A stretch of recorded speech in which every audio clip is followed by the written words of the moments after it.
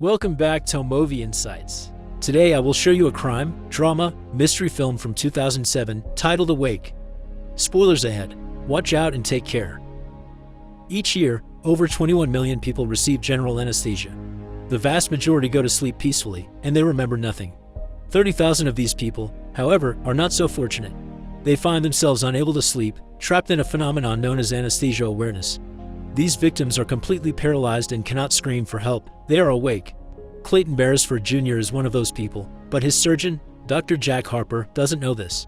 He sits at his office, staring at a picture of his medical team as he laments having lost his best friend Clayton on the operation table while going through a heart transplant. Jack knows that no matter how much medicine advances, we cannot control when people die, and he wonders if Clayton knew what would happen to him as he remembers how it all started. Clayton is a young billionaire that took over his father's company after he died and suffers from a heart condition that has put him on the wait list for a heart transplant, which may take a while because of his blood type. He is also dating Samantha Sam Lockwood, his mother's personal assistant, but they're keeping their relationship secret because his mom wouldn't approve. In the privacy of Sam's apartment, they are incredibly happy, but whenever they must go out into the world, Sam is rather bothered by the frustration of having to hide. One morning, Clayton spends an unusual amount of time underwater in the tub having morbid thoughts, but Sam helps him bring his good mood back. They make love and have breakfast together at her place, and before leaving their separated ways, Sam hurries to pick up her mail before he notices. Clayton returns home to his mother, Lilith, and has breakfast again with her before going to work. During his lunch break, Clayton's doctor and close friend Jack takes him fishing, which makes him feel a bit guilty when he thinks his father wouldn't approve. Clayton is afraid he'll never fill his shoes. Afterward, he goes with Jack to the hospital he works at while telling him he's finally gotten a ring and a marriage license. But he can't bring himself to propose to Sam yet because Lilith still doesn't know about them and he's scared to tell her. Jack complains a bit about his own life in return, telling Clayton all about rubbish malpractice lawsuits and the 4 they have sued him for, which Clayton thinks it's a disgrace because he's only been trying to save people's lives. Jack thinks people simply can't deal with the grief and need someone to blame. He also thinks Clayton can't accept facts either. So he takes him to an operating room and makes him lay down on the table so he can get used to the idea of what will happen to him when he finally goes through the transplant. There's a chance he may die during the procedure, and to drive the point home, he even describes the gruesome details. Jack thinks Clayton can't risk it any longer. He should tell his mom about Sam and marry her before it's too late. Jack allows Clayton to leave when Dr. Putnam comes to pick him up for another operation. Sam is waiting for him outside as they talk on the phone at the same time, but he ignores his presence when his mother stops by in their car, not ready for her to see them together yet, which frustrates Sam rather badly. In the car, Lilith has the company of Dr. Nair, one of the most important surgeons in the country. They're worried about Clayton and his decision of having Jack as his doctor. He was the man on call when Clayton had his first attack, and they became very close since then, but friendship doesn't make up for skill. Nair has operated on presidents while Jack has 4 lawsuits under his name, but this doesn't matter to Clayton, who sticks to his decision. Later that night, Clayton goes to a company party and manages to close a business deal with a very important Japanese investor. Afterward, he has a drink and plays cards with his mother, who makes him feel guilty when she says he can't hide anything from his mother. When Lilith is getting ready for bed, she asks Clayton if he remembers his father Clayton Sr., who died on Christmas when he was a little kid. Clayton mostly remembers the way he fell down the stairs while dressed as Santa, and the only thing he can think of from when he was alive is that he smiled a lot. Their talk is suddenly interrupted by Sam, who asks Lilith to sign some papers before she heads home. Feeling guilty over the look she gives him, Clayton follows her outside, and Sam begins ranting about all the hiding they'd been doing and how she had to take off her engagement ring for the party. Clayton apologizes to her and asks her to come back inside with him to finally tell Lilith about them, who of course doesn't take it well. She thinks Sam has been nothing but a liar, that only knowing each other for a year isn't enough to get married, and that Clayton is too young to marry anyway. Disappointed, Clayton tells her he chooses Sam and leaves. Outside the house, Clayton starts to feel unwell, so Sam takes his pills from her bag and makes him take one as she apologizes for having made him choose. Clayton doesn't let her finish. Instead, he asks her to marry him right now in the middle of the night, which he accepts. Jack pulls some favors and gets them a minister that will marry them in such short notice and at such a crazy hour, and that minister accepts to bring his wife as Sam's witness while Jack will be Clayton's. The ceremony is short and sweet, and afterward, the couple goes back to Sam's place to make love. Their little celebration is suddenly interrupted when Clayton receives a very important message. A heart has finally been found for him. They rush to the hospital, where Jack introduces Sam to the team that will be operating on Clayton, Dr. Putnam, and Nurse Penny Carver. Clayton also learns that his mother is there. She was called because her name was on Clayton's call sheet. Lila has brought Dr. Nair with her again, trying to convince Clayton to let him do the surgery instead of some second-hand doctor. But after watching Jack and Nair snark at each other, Clayton still turns down the offer and leaves to get ready for the procedure while Sam waits in the awkward company of Lilith, who refuses her help when she gives her a tip on how to make the vending machine work. In the operating room, Jack and Putnam are surprised to hear that their usual anesthesiologist couldn't make it because he was sick, so instead they'll be working with Dr. Larry Lupin. This worries Putnam, but Jack assures him things will still be the same. Lupin swiftly injects the anesthesia into Clayton's body, and he slowly goes under, closing his eyes and thinking of Sam. His happy thoughts are interrupted when he notices he can still hear the doctors talking and touching his chest. He's suffering from anesthesia awareness. He wants to warn the doctors of this, but he can't. It's only his mind that is awake, not his body. This means that when the procedure finally begins, Clayton feels all the excruciating pain from being cut open. He tries to distract himself by thinking of Sam and all their moments together, but suddenly his memories change to the night his father died, his burial, returning to school, taking over the company, and meeting Jack when he had his first attack. The doctors accidentally break one of Clayton's ribs when opening his chest, but at least they're inside now, so the worst of the pain is over.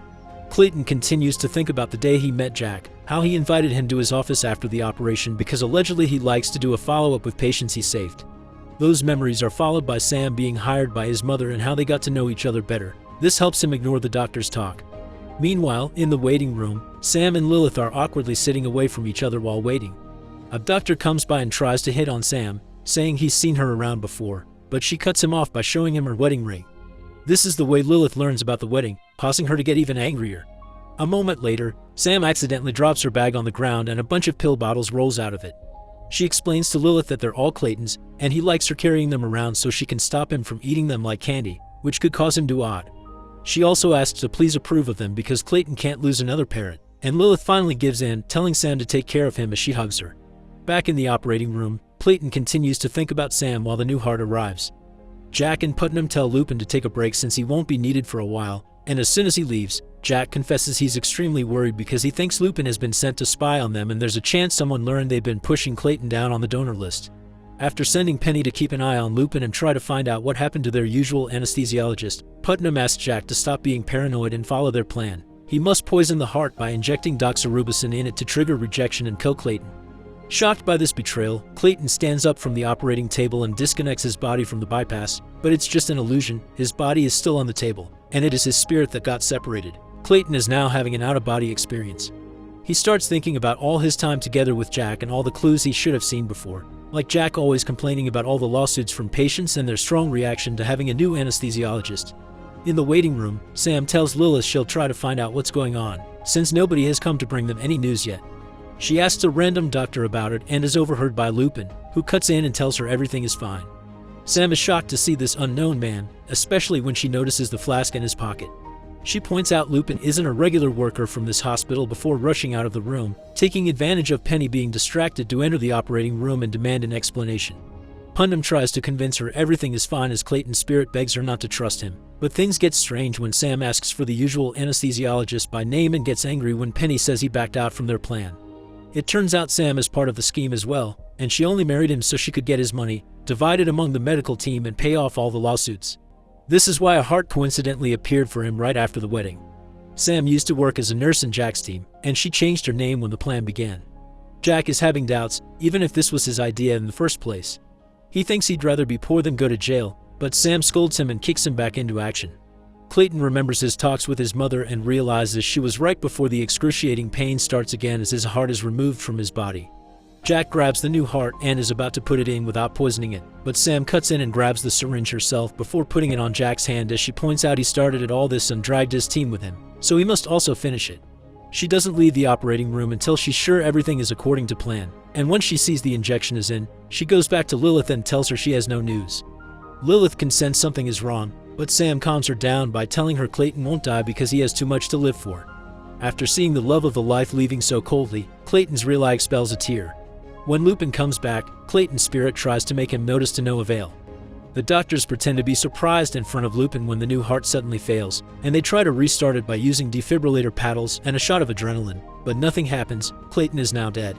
Jack and Lupin go to tell the news to the family, but Jack quickly leaves after Lilith blames him for what happened.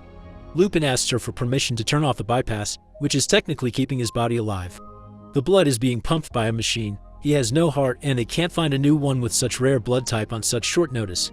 Hearing this upsets Lilith even more and asks for a moment to be alone with her thoughts. Clayton's spirit is currently on an illusion version of his house, and he sees his mother arrive, but at the same time Lupin finds Lilith dead in the cafeteria. She has owed it herself on purpose to give her heart to her son, since they both have the same blood type. Dr. Nair also arrives and gets ready to do the surgery himself, advising Jack and his team to run because the police is coming. He even knows they poisoned the heart. As the procedure begins, Lilith's spirit tells Clayton how she figured it out. Sam forgot her person while looking for her son's medicine. Lilith found Sam's mail with her real name and the logo of a medical school. This made her remember little details like that one doctor thinking he had seen her around the hospital before, Sam knowing the tricks behind the vending machine and that Lupin didn't work there.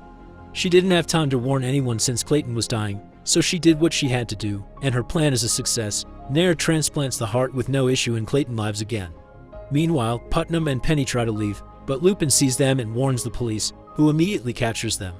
Jack is hiding in his office and tries to get Sam to hide with him, but she points out the police won't look for her because she wasn't part of the team during the operation and leaves the room.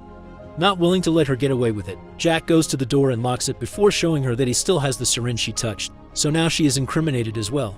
As Dr. Nair closes Clayton's chest, his heart suddenly fails. His spirit wants to stay with his mother because he isn't as strong as his father. To convince him he needs to go back, Lilith forces him to remember what truly happened that night years ago. His dad was an abusive addict that always hit Lilith.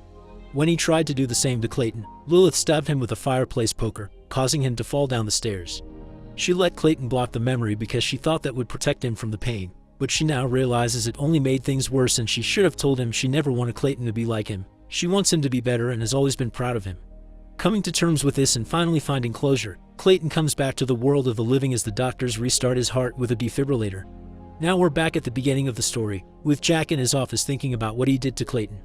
The police come to arrest him after they captured Sam at the stairs, but Jack is at ease. He thinks the only thing that matters now is that Clayton is awake.